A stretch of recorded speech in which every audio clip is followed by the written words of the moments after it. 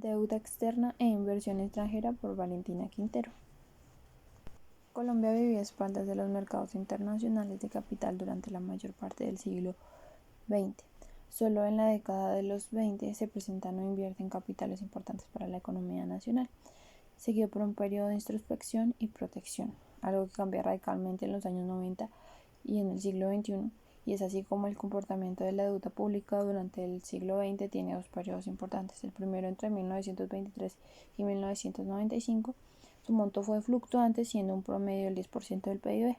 El segundo, a partir de 1995, la deuda creció de manera sostenida, alcanzando un monto superior al 50% del PIB.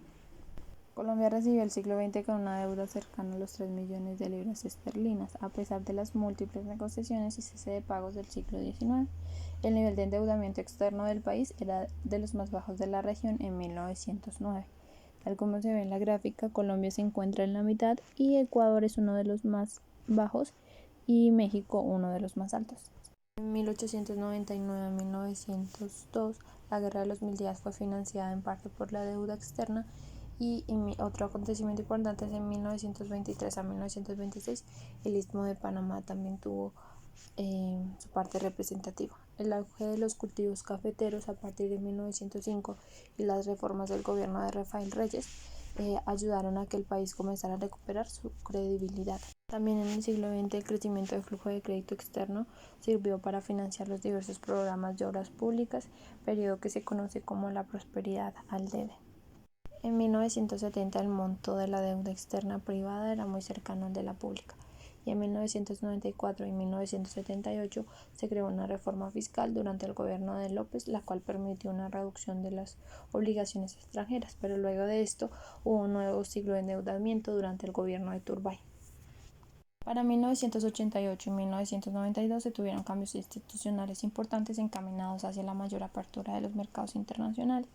En 1997 la economía mundial se enfrentó a una profunda crisis financiera, esto afectando también el crecimiento de la economía colombiana. La situación llevó a que el saldo de la deuda alcanzara niveles superiores al 50% del PIB, un nivel sin precedentes a la historia del país. En el 2005, el saldo de la deuda externa de mediano y largo plazo era de 47.6 billones de pesos, lo que equivale al cerca al 54% del PIB.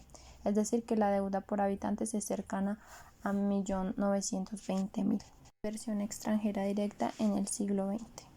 La segunda fase de globalización, que se formaliza con los acuerdos de Bretton Woods de 1944, que permite un auge de los flujos de comercio y de capital entre Europa y Estados Unidos para Japón y el sudeste asiático, fue contemplada con recelo por América Latina y por Colombia, que se aferraron a su enclaustramiento hasta que reaccionaran ante serios problemas de falta de comercio internacional y de inversiones con aperturas cada vez mayores frente al capital extranjero. Entre 1992 y 1997, la inversión extranjera directa experimenta un fuerte crecimiento, aproximadamente del 55%, favorecidos por los cambios en la regulación de la Constitución de 1991. Algunos de estos cambios fueron las medidas de eliminación de restricciones a los inversionistas extranjeros e igualdad de trato con inversionistas nacionales. Desde las reformas adoptadas en 1991, aún persisten ciertos comportamientos institucionales que desincentivan la llegada de inversiones extranjeras, como los costos de transacción asociados a la viabilidad de las reglas y los problemas de información. Los flujos de inversión extranjera directa vinieron principalmente de Estados Unidos, España y las Islas Británicas. Para finales de la década del 2010, Estados Unidos, España y Panamá siguen siendo los que representan un mayor flujo de esta inversión. Colombia ha venido representando mejoras, pero no han sido tan significativas. Finalmente, a partir del 2002, esta inversión muestra un enorme crecimiento, alcanzando su pico en el 2005, año en el que fue el 7,5% del PIB. Entre los años 2007 y 2010 se presenta una profunda caída en el porcentaje de inversión extranjera como proporción del PIB. En el 2011 la inversión extranjera aumentó en un 92%. Ya en el 2016 se vuelve a registrar un incremento en el flujo de capitales que entraron al país. La caída de los precios internacionales del petróleo afectó significativamente la entrada de capitales destinados a este sector.